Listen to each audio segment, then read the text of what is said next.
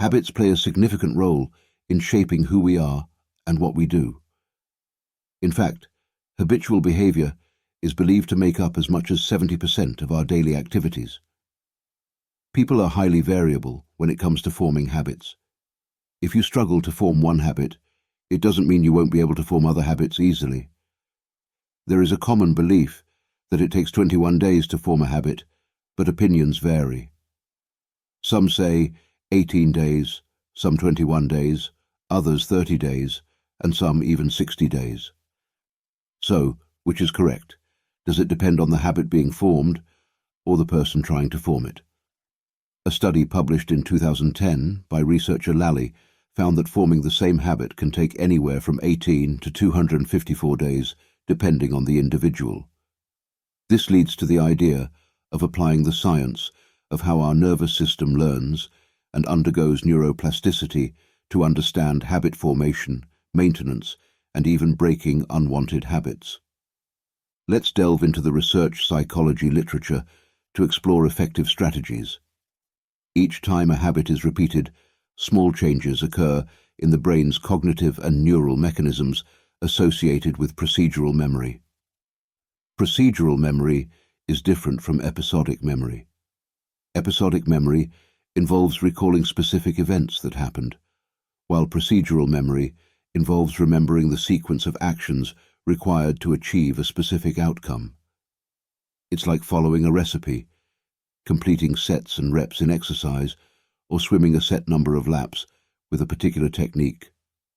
For anyone trying to adopt new habits, focusing on procedural memory can help overcome a barrier known as limbic friction. One useful technique is a simple visualization exercise.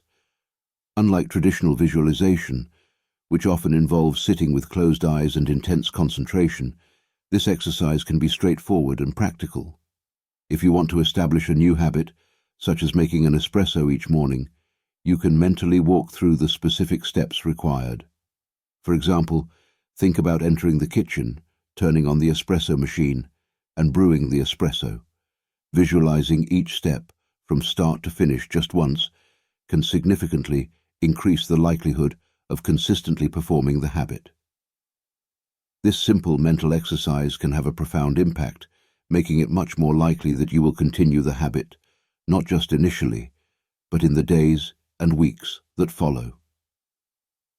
The research supporting this approach is robust and compelling. Understanding the process of habit formation from a scientific perspective can provide valuable insights and practical tools for building new habits, maintaining them, and breaking old ones if needed. By leveraging the concept of procedural memory and employing simple visualization techniques, you can effectively establish and sustain new habits in your daily life. Now, I'd like to discuss what I consider to be one of the most powerful tools for acquiring and sticking to new habits: task bracketing. Task bracketing, and the neural circuits associated with it, are essential for learning new habits or breaking existing ones. These neural circuits are part of a brain region known as the basal ganglia, which is involved in both action execution, doing things, and action suppression, not doing things. In scientific terms, these actions are referred to as go, do certain things, and no-go, don't do certain things. Some of us find it easier to perform certain actions, but struggle to avoid others. Conversely, some people have strong no-go circuits, meaning they have good behavioral restraint, but find it harder to initiate actions. Rarely, someone might have a perfect balance of both, but such individuals are uncommon. Task bracketing involves specific neural circuits within the basal ganglia that frame the events happening just before and after a habit is performed. These circuits mark the beginning and end of the habit, but do not directly involve the execution of the habit itself. This framing is crucial because it influences whether a habit becomes context-dependent or remains strong regardless of circumstances.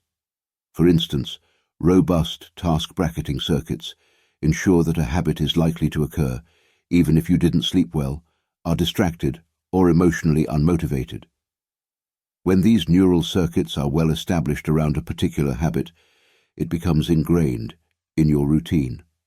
For example, consider the habit of brushing your teeth.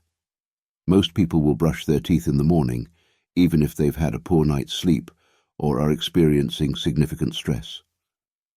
This behavior is so ingrained that it persists regardless of external circumstances unless someone is severely depressed. In contrast, habits that you don't deem necessary are less likely to be performed under similar conditions. Essential habits like brushing your teeth, exercising, eating specific foods, or socializing in certain ways are influenced by the value you place on them. You determine which habits are non-negotiable and which ones are flexible based on your personal assessment. Task bracketing, therefore, plays a vital role in habit formation and maintenance. By understanding and leveraging these neural circuits, you can increase the likelihood of successfully adopting and sticking to new habits, even when faced with challenges. This concept highlights the importance of framing and contextualizing habits within your daily routine to make them more resilient and automatic. In summary, task bracketing involves the neural circuits in the basal ganglia that help frame the initiation and termination of habits. This framing is essential for determining whether a habit becomes strong and consistent, regardless of external factors. By embedding these neural circuits deeply, you can ensure that certain habits, like brushing your teeth, become automatic and persist even when you're facing difficulties. The value you place on different habits influences their resilience and likelihood of being performed consistently. Task bracketing creates a neural imprint, a kind of fingerprint in your brain, indicating that a specific action needs to occur at a particular time of day, making it almost reflexive. While visualizing the sequence of events required for a behavior helps through procedural memory, you can also prepare your nervous system for task bracketing. This orientation primes your nervous system for executing a habit, similar to how warming up prepares your body for exercise. When the dorsolateral striatum is engaged, both your body and brain are primed to perform a habit, allowing you to consciously choose which habit to execute. If you're trying to adopt a new habit or break an old one, it's useful to consider not just the procedural steps, but also the events that occur before and after the habit. By doing this, you are highlighting a period of time or set of events around which dopamine can be associated. Practically speaking, this means anticipating both the start and end of a habit. For instance, if you struggle to fit in 30 to 60 minutes of Zone 2 cardiovascular exercise in the mid-morning, you should positively anticipate the beginning and end of that session. Think about leaning into the effort, doing the cardio session, and how you will feel afterward. This includes recognizing how challenging it might be at the start, and rewarding yourself for the entire experience, not just the outcome. By doing this, you start to reward the task bracketing itself in addition to the execution of the habit. This can make the habit more ingrained and automatic. For breaking habits, there's an effective tool that involves capturing the sequence of events right after a bad habit is executed.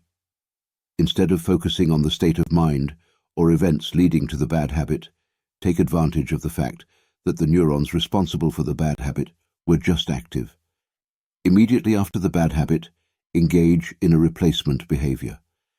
This strategy leverages the unique opportunity right after a bad habit to insert a different, adaptive behavior, which can help overwrite the bad habit.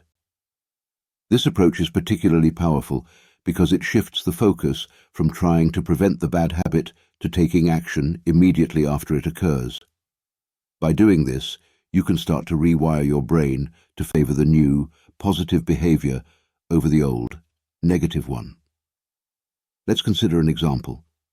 Suppose you're trying to focus on work but find yourself picking up your phone, which disappoints you.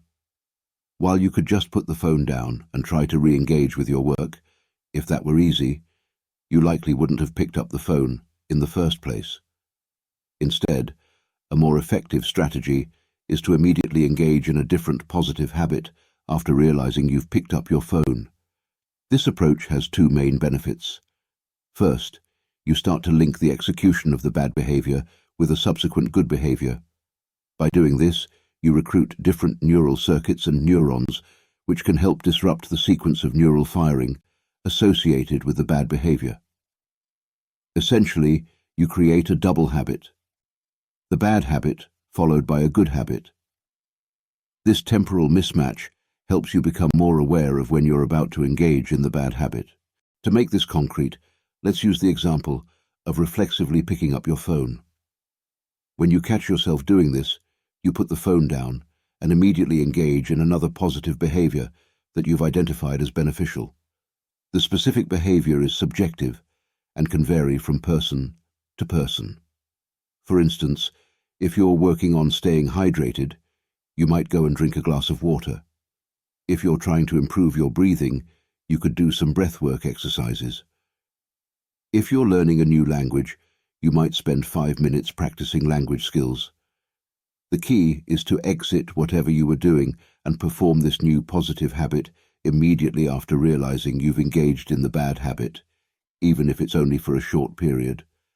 This practice helps to break the automatic pattern of the bad habit by inserting a constructive behavior, making you more mindful of your actions, and gradually weakening the connection to the bad habit.